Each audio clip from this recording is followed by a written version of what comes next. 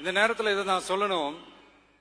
இந்த டிராவல்ல, இந்த ப்ராசஸ்ல எனக்கு எவ்வளவோ கஷ்டங்கள், எனக்கு எவ்வளவோ இந்த அவமானப்படுத்தினதெல்லாம் ஒரு பக்கம் இருந்தாலும், எனக்காக கூட நின்ன உங்களுக்கும் அதே மாதிரி கஷ்டங்கள், அதே மாதிரி அவமானங்கள், அதையெல்லாம் நீங்க பெருசா எடுத்துக்காம, அதையெல்லாம் நீங்க பொருட்டாவே எடுத்துக்காம, என்னோட வலிகளை, என்னோட வேதனைகளை உங்களோட தான் நினைச்சு என் கூடவே நின்னு இன்னைக்கு சி ஜோசப் விஜய் எனும் நான்